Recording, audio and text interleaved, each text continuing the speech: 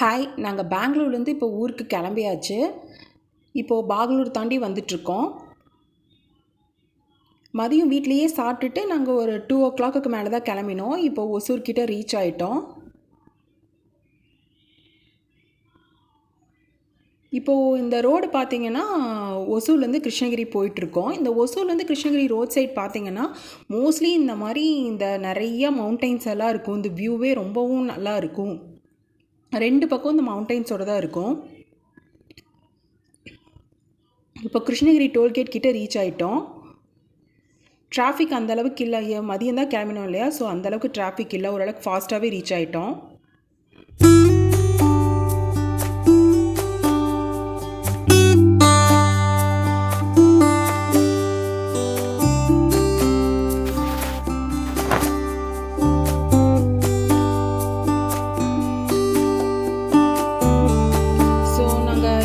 கிட்ட ஆயிடுச்சு.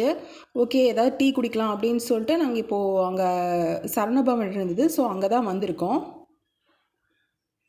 அங்கே உள்ளேயே பார்த்திங்கன்னா இந்த மாதிரி ஒரு சைடில் ஸ்நாக்ஸ் ஐட்டம்ஸ் எல்லாமே நிறையவே வச்சுருந்தாங்க. எனக்கும் ஹஸ்பண்டுக்கும் காஃபி தான் ஆர்டர் பண்ணியிருந்தோம். ஸோ நல்லா சூடாக காஃபி சாப்பிட்டாச்சு. பசங்களுக்கு என்ன வேணும்னு கேட்டதுக்கு அவனுங்க ஏதாவது ஸ்நாக்ஸ் மாதிரி சாப்பிட்றோன்னு சொல்லிட்டாங்க. ஸோ அவங்க 2 பேர்த்துக்குமே பஜ்ஜி தான் ஆர்டர் பண்ணியிருந்தோம்.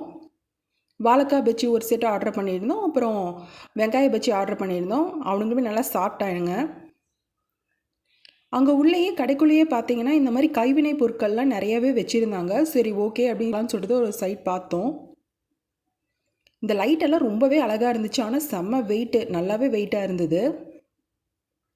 நிறைய இந்த குழந்தைங்க விளையாடுவாங்க இல்லையா சாமானெல்லாம், அது எல்லாமே இதுக்கு மாதிரி கைவினை பொருட்கள் மாதிரி செஞ்சு வச்சுருந்தாங்க.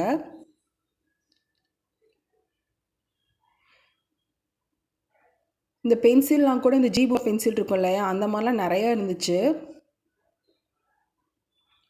ஸோ இங்கே நாங்கள் பெருசாக எதுவும் வாங்கலை.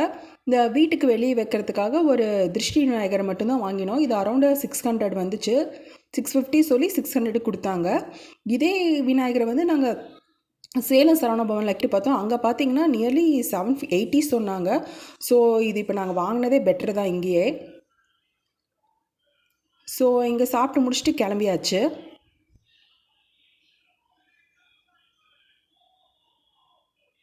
இப்போ ஆன் த வேலே பார்த்திங்கன்னா நிறையா பக்கம் வந்து இந்த மாதிரி மக்கள்லாம் நின்றுட்டு இந்த கவரில் மல்லிப்பூ விற்றுட்டு இருந்தாங்க. நாங்கள் ஒரு பக்கம் இறங்கி நின்று கேட்டு பார்த்தோம். பார்த்திங்கன்னா ஒரு கவரே 50 ருபீஸ் சொன்னாங்க. ஆன் த வேல பார்த்திங்கன்னா நிறையா சைடில் இந்த மாதிரி வந்து மாங்காய் வந்து ஸ்டால் மாதிரி போட்டிருந்தாங்க. ஒரு 10 அடி தூரத்துக்கு கண்டிப்பாக ஒரு ஸ்டால் மாதிரி இருக்கும். நியர்லி ஒரு 20-25 கடைக்கு மேலே இருந்துச்சு.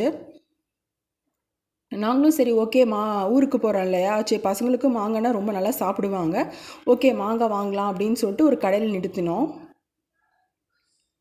இந்த அம்மா அநியாயத்துக்கு ரொம்ப நல்லவங்க. எல்லா மாம்பழத்தையுமே கட் பண்ணி கொடுத்து டேஸ்ட்டு பாருங்கன்னு நியர்லி ஒரு 5 to 6 மேங்கோஸாக நாங்கள் சாப்பிட்ருப்போம். ரொம்பவே நல்லா இருந்துச்சு. அப்புறம் எங்களுக்கு என்ன மேங்கோ வேணுமோ அதை நாங்கள் பார்த்து கொஞ்சம் வாங்கிக்கிட்டோம். ஊருக்கு போகிறோம் இல்லையா, ஸோ வாங்கிட்டோம். பசங்களும் ஆன் த வேலையே கொஞ்சம் கட் பண்ணி எல்லாம் சாப்பிட ஆரம்பிச்சிட்டானுங்க. மாங்காய் நல்லாவே டேஸ்ட்டாகவே இருந்தது. ஸோ மாங்காய் வாங்கிட்டு இப்போ நாங்கள் கிளம்பியாச்சு. பார்த்திங்கன்னா இப்போ சேலத்துக்கிட்ட வந்துட்டோம். ஆல்ரெடி 7:30 கிட்ட ஆயிடுச்சு. ஸோ எப்படியுமே எவ்வளோ நேரம் கிளம்புனாலும் சரி, வீட்டுக்கு போய் சேரும்போது கண்டிப்பாக எங்களுக்கு நைட் ஆகிடும். எப்படியும் ஒரு ரெஸ்ட் ரூமுக்கு ஒரு பக்கம் நிறுத்துவோம், டீ காஃபிக்கு நிறுத்துவோம், டின்னருக்கு நிறுத்துவோம். ஸோ கண்டிப்பாக எங்களுக்கு நைட் ஆகிடும். இப்போ சேலம் சரவணபவன் இருக்கு இல்லையா, அங்கே தான் ஓகே சாப்பிட போகலான்னு சொல்லிட்டு சாப்பிட போயாச்சு. சின்ன பையனுக்கு பரோட்டா வாங்கியிருந்தோம். பெரியவன் சப்பாத்தி வாங்கியிருந்தான்.